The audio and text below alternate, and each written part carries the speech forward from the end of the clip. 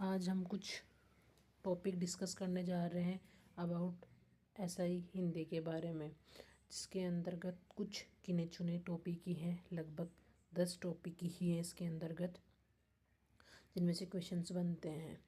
इसमें पहला टॉपिक हम देखते हैं शब्द रचनाएं, जिसके अंदर संधि, संधि विच्छेद और समास, उपसर्ग, प्रत्यय, ये सारे टॉपिक देखने को मिलते हैं।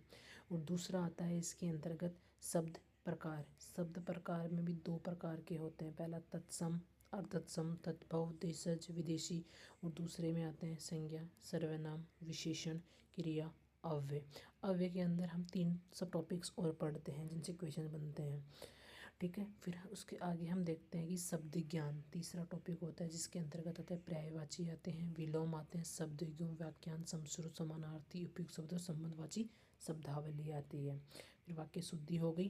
फिर उसके बाद में कुछ व्याकरणिक कोटियाँ आती है, जिनसे क्वेश्चन हर साल बनते हैं। उनमें आते हैं जैसे परसर्ग हो गया, लिंग, वचन, पुरुष, काल, वृत्ति, पक्ष और वाच्य हो गया, जिनसे हमें क्वेश्चन देखने को मिलता है।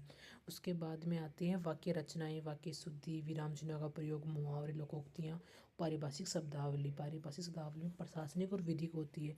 जो विधिक वाली होती है वो सबसे महत्वपूर्ण होती है, क्योंकि उनमें कानून से संबंधित कुछ शब्दावलियाँ पूछी जाती है। बस इतने से टॉपिक हैं जिनको हमें पढ़ना होता है अपनी हिंदी स्ट्रॉन्ग करने के लिए। और इनको करने के लिए हमें अपना बेसिस स्ट्रॉन्ग करना ज़रूरी है। बस ऑल द बेस्ट।